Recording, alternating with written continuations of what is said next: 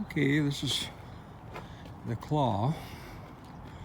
See where we're at today. The about an 03 4310 John Deere that I, as I mentioned before, bought it new, and probably had it, seemed like 17 years maybe, coming up on 18 years or so. But the 3-point hitch quit lifting. There, the rocker arm area, and so I pulled the fender, get a little better access, and pressure washed it a little bit there. I'm going to go into that area there. The actuator valve for the rocker arm assembly back here is controlled here, of course, by the lever that about every 3-point tractor has. Linkage seems to be activating. There's movement here, but maybe some O-rings blew out in there, or the spooler, whatever they call it, the valving is bad. It's had a lot of hours of use.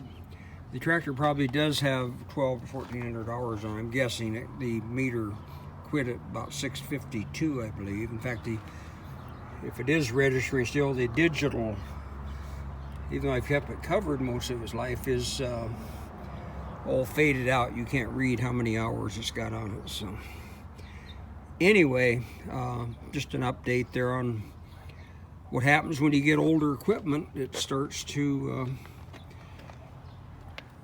have the potential to fail, of course, with wear and tear. Even if you haven't been hard on equipment. So I traced the oil flow. This assembly's disconnected right now, just by the way I plugged the hoses together in the back. So that's out of the loop. The front end loader works fine. I added hydraulic fluid. I thought, well, maybe the level, because I had a hose that was leaking, got down again so low that it wasn't enough to activate the 3-point lift.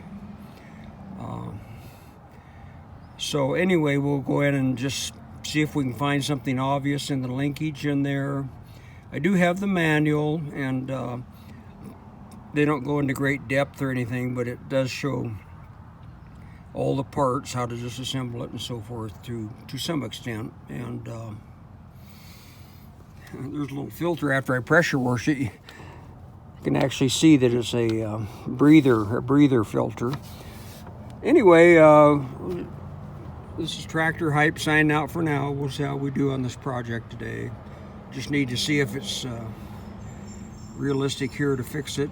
It's got to be fixed, but we're just going to need parts, or if something just came loose inside there and is not operating that valve body.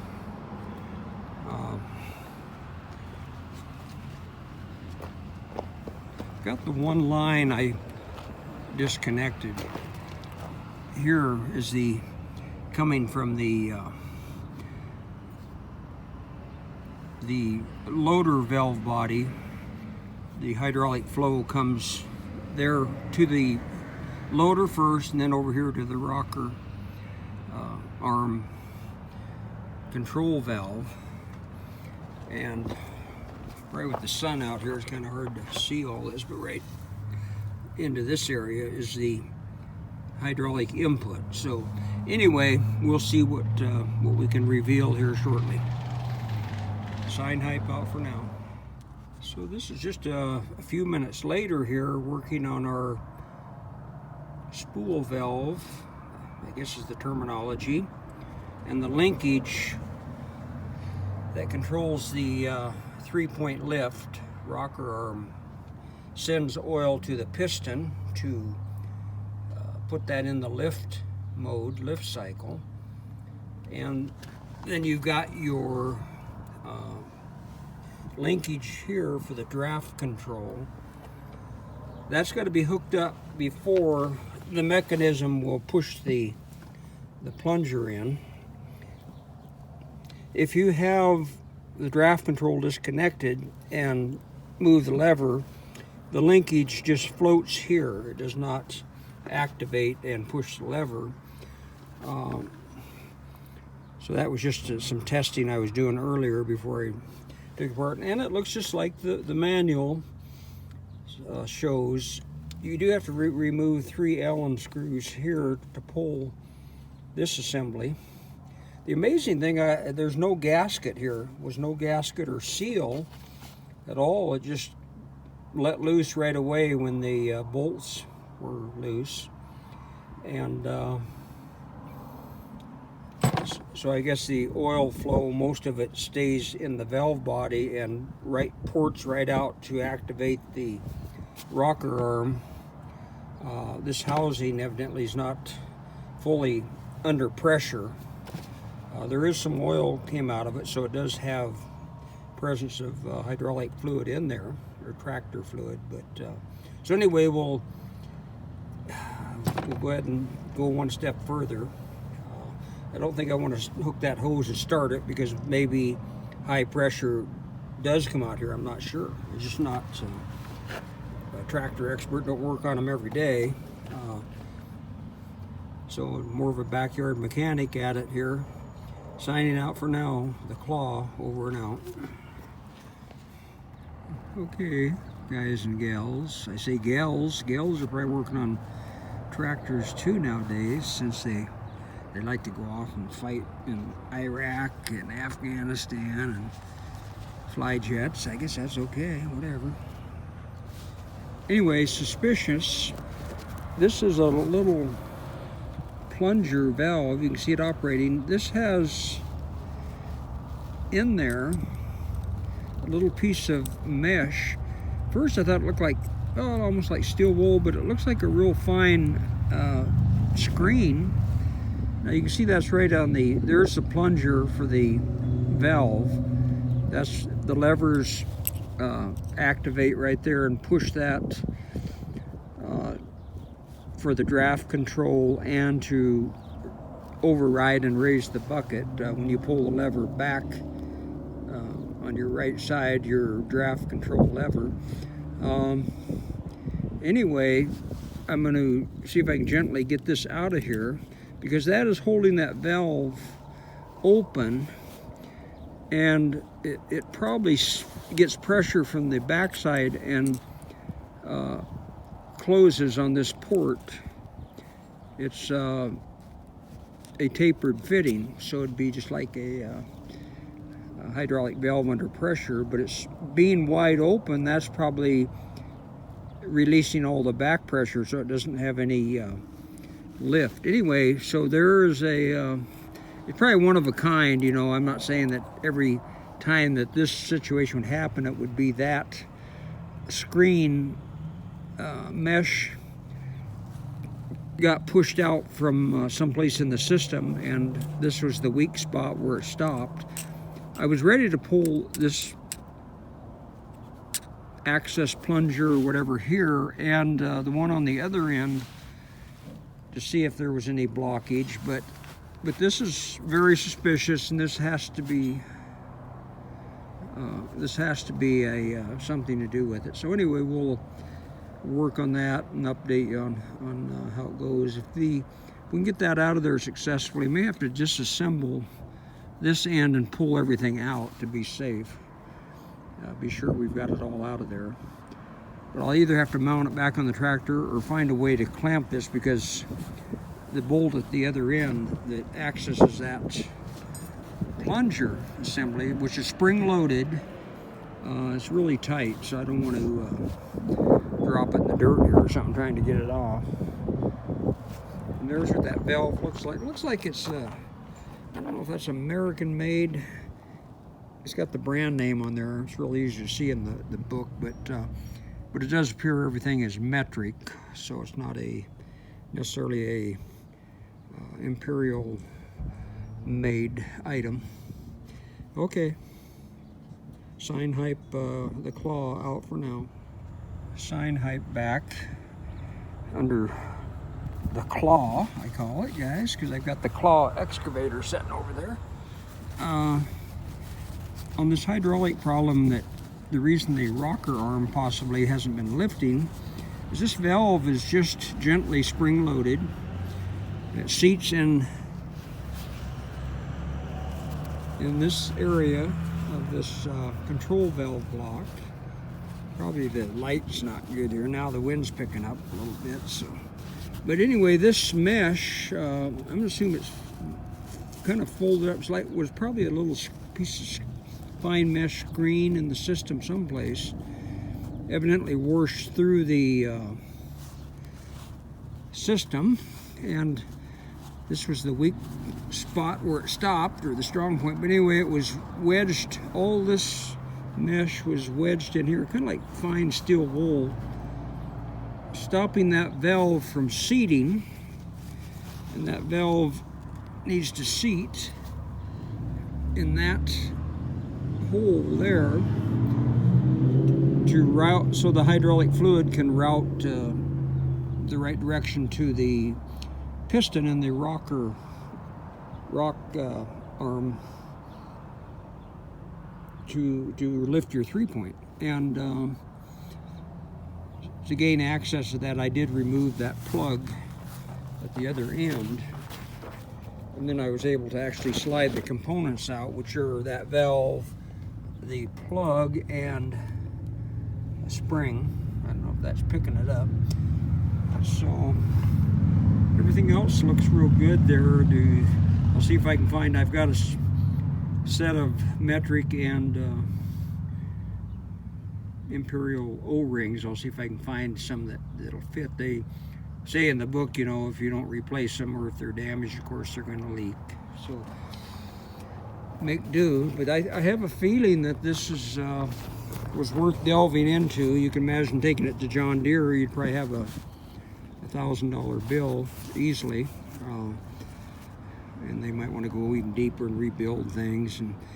But anytime you've got something this obvious that's stopping this valve from closing, then you know your system's compromised. It's not. It's holding the valve open, which would not generate your back pressure, and that valve shifts with this item. So evidently in there it moves, and it has to activate to direct the fluid direction and so forth. So anyway, backyard mechanic, but sometimes this would show that it's worth investigating, and then if it gets too complicated or too deep, then you know, it might get out of your ability. But this is more or less just a maintenance thing, and we'll let you know how it comes out if we get put back together. We'll fire it up before we put the fender back on and stuff. We'll see if that 3-point's going to lift. The Claw signing out for now.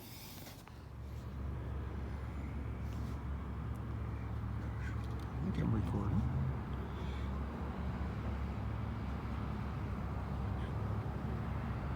Yeah, you've been recording 10 seconds. Anyway, an update on that valve body. They cleaned this area with a Scotch pad to make this a little smoother here. There was a little bit of, through the years of, we'll call it patina, but a little bit of, not exactly rust, but build up around those O-rings. So now the O-rings will seat a little better. This is where we were plugged up. This valve, so we get it in the sun enough to see it without falling on the dirt, falling in the. Anyway, there's the valve that was plugged up right there, and you can see it's actuated pretty gently. There's not a lot of pressure there, so it has to be able to seat fully. But I got ready to put it back on, and I checked these other ports, and I found this much more of that mesh, and I had to dig it out and push the spooler in, and got out this much more material. out of that valve. So the hydraulic pressure, wherever that screen came from, and it used to have a filter. It might have been in there for several years, and I upped the pressure relief valve here recently. It might have pushed it on through where it caused these problems. So anyway, that much more metal out of that valve, and without fully disassembling this, I think we've got it, most of it out of there, famous last words, but we'll reinstall this now and give it a pressure check here in a little bit. Thanks for your patience. So if anybody else ever has this problem, that screen was forced through the system from some area, and there's not enough. You probably have to go through the whole repair manual to see where any filter screens are. Checking out for now, over now at the claw. So okay folks, we're back here on the John Deere 4310 with a 430 loader. E-power reverser. What we had ran into on this project was that our 3-point lift just quit instantly. And what we discovered in disassembling the valve body there that runs the rock arm 3-point lift back here, of course, on this old rig, quit operating. So did a little test on this valving here, which the knobs broke off, because normally it's naturally a plastic goofy deal. But anyway, so we went into this assembly, pulled this cover, worked on the valve body, and discovered that it had sucked in a filter screen from someplace in the system, probably the old rocker tube that connected. It's probably been in there for several years. It's stainless steel. Got one chunk out of a valve that wasn't allowing it to seat or close.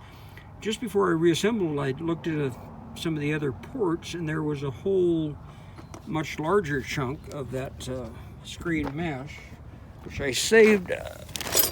See if we can find that.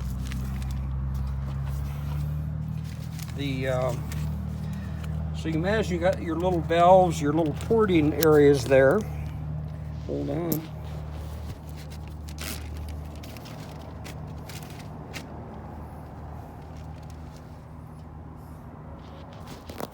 Sorry about that. And you've got that much material, size it, you know, as big as your thumbnail or fingernail almost, all wadded up in the valve.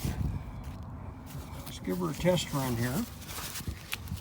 I'll save that to show my wife. She'll I'll say, look how much money I saved. $1,000. Can I go buy something now? Another tractor? Because I saved all that money to fix this one. So let's see here.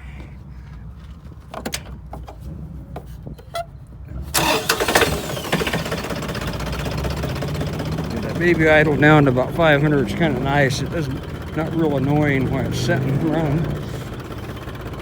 See, I got quite a lot of weight on the back there. Okay, we're gonna do our up function.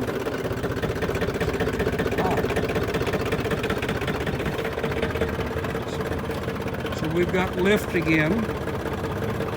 We might have saved us quite a repair bill if we haul it down to John Deere, and they do have a John Deere dealer in this town, little town in Nevada. So I got a little weight in there, that's lugging it down. You know, that had been acting up a little bit,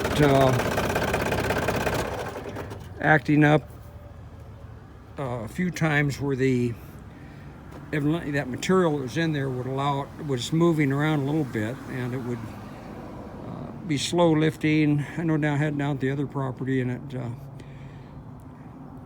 it still would go, but it was acting up. So anyway, it was worth an effort to dig into that, and I think any reasonable backyard mechanic could do those kind of repairs and investigations, and probably save, get your equipment back on the road or back in the dirt. And that's kind of what I needed to do. I'm excavating that mountain right there, so you can see I've been loading out, and all of a sudden it just quit operating. So that's why I had to get it back in working order. So this is a Claw signing out with all that tractor hype. Over and out.